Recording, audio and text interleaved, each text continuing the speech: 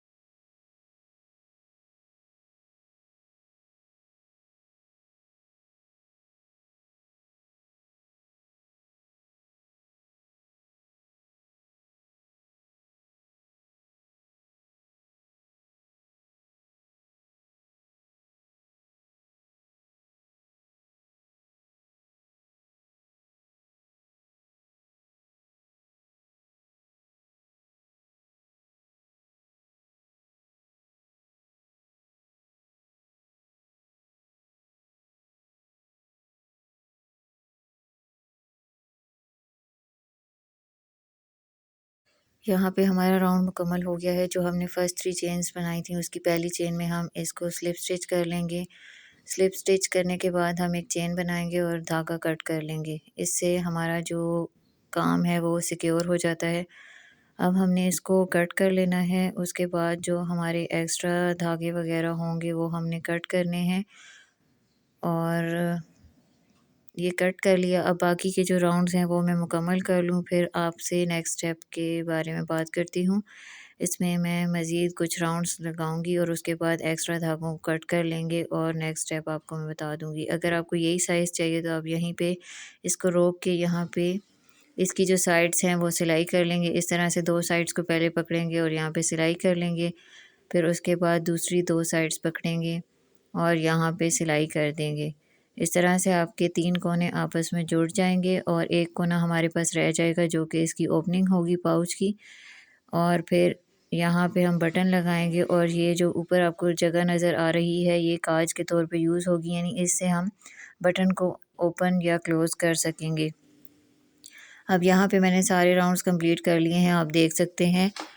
ये rounds complete करने के बाद इसकी इस तरह से लुक आ जाएगी। उसके बाद हमने ये एक सुई ली है, इसका जो पीछे से होल है वो बड़ा होता है। ये टेपेस्ट्री नीडल होती है, ये आपको इजीली मिल सकती है। और एक बटन मैंने लिया है, ये आप देख सकते हैं इसका होल काफ़ी बड़ा है, इससे जो यार्न है वो आसानी से गुजर सकेगा। अब पीछे की तरफ आप देखें बैक साइड पे तो आपको यहाँ पे धागे नज़र आ रहे होंगे। मुझे क्योंकि ज़्यादा पाउचेस बनाने थे इस वजह से मैंने साथ साथ कट नहीं किए। आपने इन धागों को कट कर लेना है और ध्यान करना है कि आपका जो वर्क है उस पे कोई कट ना लगे। अगर ऐसा हुआ तो फिर आपका सारा का सारा काम खुल जाएगा और आपकी सारी मेहनत बेकार हो जाएगी, क्योंकि इस पे बहुत ज़्यादा मेहनत लगती है, बहुत ज़्यादा टाइम लगता है। तो आपने सारा काम बहुत ही ध्यान से करना है ताकि आपकी जो मेहनत है वो ज़ाया ना हो और आपको काम दोबारा से ना करना पड़े। अब यहाँ पे मैं धागे कट कर लूँगी और जो धागे हमें कट नहीं करने यानी उनको हमें बैक साइड पे टेपेस्ट्री नीडल की मदद से छुपा देना है और उसके बाद जो एक्स्ट्रा धागा बचेगा उसको हम कट कर लेंगे। सारे धागे मैंने कट कर लिए हैं। अब जो हमारे एक दो धागे हैं जिनको हमने बैक साइड पे स्टिच करना है उसको हम बस स्टिच कर लेंगे। अगर आपके पास धागा छोटा है, जैसे अब यहाँ पे मेरे पास धागा छोटा है तो उसका तरीका भी मैं आपको यहाँ पे बता देती हूँ। इसको हम डायरेक्ट कट नहीं करेंगे बल्कि हमने सुई लेनी है। सुई को 2-3 टाँकों में से गुज़ार लेंगे। ये जो मेरी नीडल है ये बहुत ज़्यादा शार्प है, इसकी जो आगे की नोक है बहुत ज़्यादा निकली हुई है, तो इसलिए मैं बहुत ही ध्यान से काम कर रही हूँ। असल में बटन लगाना था तो जो असल में टेपेस्ट्री नीडल होती है वो मैं यूज़ नहीं कर रही बल्कि बटन वाली कर रही हूँ। अब यहाँ पे हमने 2-3 टाँकों में से इसको गुज़ार लेना है और जो हमारा धागा है उसको हमने बैक साइड से एंटर कर लेना है। थोड़ा-सा ऊपर की तरफ करेंगे और फिर हम इसको खींच लेंगे सुई को। इस तरह करने से हमारा जो छोटा धागा है वो भी हमारे स्टिचेस के अंदर आ जाएगा। उसके बाद जो अब हमारे पास एक्स्ट्रा धागा बचा है अब हम इसको कट कर लेंगे और हमारे वर्क में नीटनेस आएगी। अब यहाँ पे आप देख सकते हैं ये धागा हमने अंदर की तरफ स्टिच कर दिया है। अब ये जो धागा है एक रह गया है, इसको भी हम ध्यान से एक स्टिच छोड़ के दूसरे स्टिच में लेते जाएंगे और उसके बाद इस धागे को सुई के अंदर एंटर करके खींच लेंगे। तो इस तरह से हमारे जो मतलब छोटा धागा होता है वो भी स्टिचेस के अंदर एंटर हो जाता है इजीली। अब यहाँ पे हम इसको एंटर करते हैं होल में और उसके बाद हम इसको खींच लेते हैं। इस तरह से आप छोटे धागे को भी आसानी से इसके अंदर स्टिचेस में छुपा सकते हैं। अब एक्स्ट्रा धागा हमने कट कर लिया है। अब आते हैं कि हमने इसको किस तरीके से फ़ोल्ड करना है। जहाँ पे आपको धागे नज़र आ रहे होंगे वो वाली साइड आपने अंदर की तरफ कर देनी है। सबसे पहले मैंने इसको सीधा बिछाया है और इसके जो 2 पार्ट्स हैं उनको आपस में मिला लिया है, बराबर कर लेंगे। आपने देख लेना है जहाँ पे ये बराबर आएँगे वहाँ पे आपने इसको बराबर कर लेना है। उसके बाद हम अपनी सुई लेंगे, सुई में धागा डालेंगे, धागा डालने के बाद हमने इसको स्टिच करना है। पहले एक साइड से स्टिच करेंगे, घेरा लगाएंगे और फिर इसी तरह से दूसरी साइड से स्टिच करके घेरा लगा लेंगे। जितना आपको धागा चाहिए होगा वो पहले आपने कट कर लेना है वरना घेरा लगाने में मुश्किल हो जाएगी। अब यहाँ पे जो आपको ऊपर-ऊपर के टाँके नज़र आ रहे होंगे, वहाँ पे आपने एंटर करना है सुई को। थोड़ा-सा धागा हमने पीछे की तरफ रखना है, दूसरी दफ़ा हम सुई को गुज़ारेंगे और उसके बाद इस पे घेरा लगा लेंगे ताकि हमारा जो स्टिच है मज़बूत हो जाए। और उसके बाद बाकी की जो हमारी स्टिचेस हैं उनमें हमने गुज़ार लेने हैं सारे टाँके। घेरा लगाने से हमारा जो वर्क है वो सेफ़ हो जाएगा और ये धागे नहीं निकलेंगे, क्योंकि हमने इसे इसमें ज़ाहिर है कोई ना कोई चीज़ रखनी होगी तो इस वजह से हमें इसको मज़बूती से बनाना है।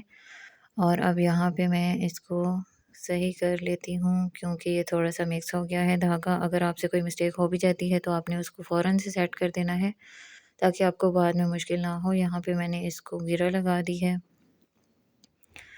उसके बाद हम इसको इसका जो ऊपर-ऊपर जो हमें टाँके नज़र आ रहे होंगे हमने उन्हीं को लेना है, ऊपर वाले एक साइड का ऊपर वाला और दूसरी साइड का ऊपर वाला टाँका लेके हमने इसको स्टिच करते जाना है। इसको मुकम्मल कर लूँ फिर मैं आपको नेक्स्ट स्टेप के बारे में बताती हूँ।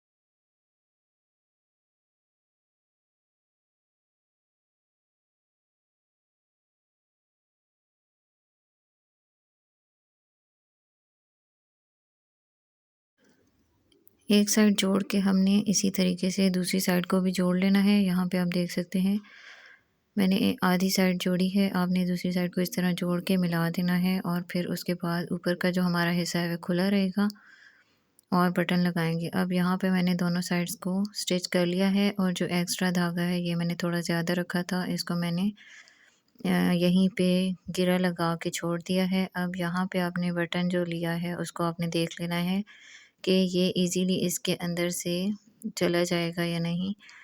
अगर तो ये छोटा है तो आपने छोटा बटन लेना है, अगर बड़ा है तो आपने बड़ा बटन ले लेना है। अब यहाँ पे हम इसको सीधा कर लेंगे और जो हमने एक्स्ट्रा धागा छोड़ा है उसकी मदद से हम अपना बटन अटैच कर लेंगे और फिर हमारा पाउच रेडी हो जाएगा। सही से आपने कोनों को निकाल लेना है और बराबर कर लेना है। अब यहाँ पे आप देख सकते हैं ये मैंने इसको सीधा कर लिया है। ऊपर का हमारा एक हिस्सा ओपनिंग और क्लोज़ करने के लिए है। अब यहाँ पे बटन को हम रखते हैं और जो धागा है उसको नीचे से निकाल लेते हैं और उसको सुई में डालेंगे और फिर हम अपना बटन अटैच कर देंगे। यहाँ पे हमने इस धागे को लिया और सुई के अंदर इंसर्ट कर दिया और थोड़ा सा आपने लेना है, उसको ज़्यादा आगे की तरफ नहीं लेके जाना धागे को।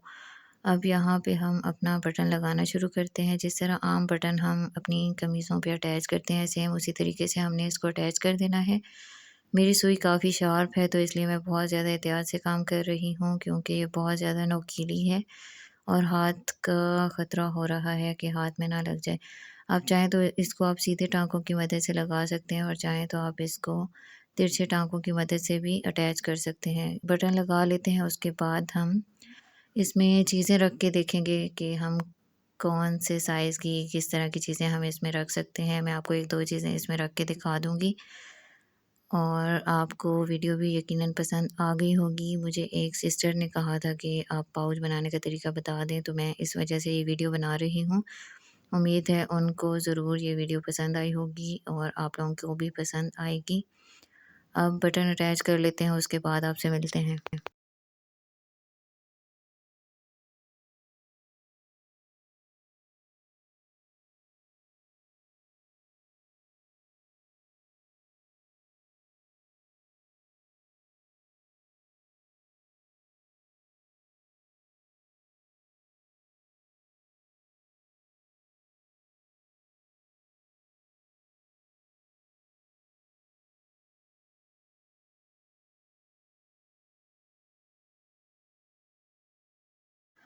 बटन हमने लगा लिया है। अब हम बैक साइड पे इसको गिरा लगा लेंगे। 2-3 गिरा आपने लगा लेनी है ताकि ये अच्छी तरह से सिक्योर हो जाए और इसके गिरने का ख़तरा ना हो। यहाँ पे हम 2-3 गिरा लगा लेते हैं।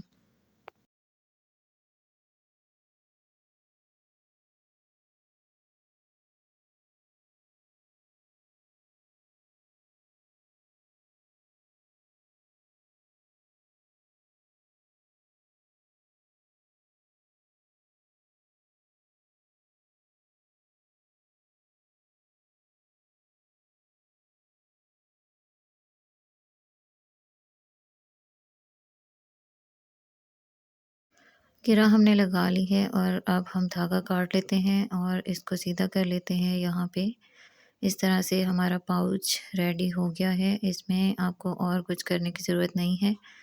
इस तरह से आप बड़े और छोटे डिफरेंट साइज़ेज़ में पाउचेज़ तैयार कर सकते हैं और इसमें छोटी-मोटी चीज़ें आप रख सकते हैं। आप इसको पैसों के लिए भी यूज़ कर सकते हैं। इसमें एयरपॉड्स भी रख सकते हैं, हैंड्स फ्री रख सकते हैं, चार्जर छोटा-सा रख सकते हैं। मैं यहाँ पे आपको मेडिसिन और लिपस्टिक रख के दिखा रही हूँ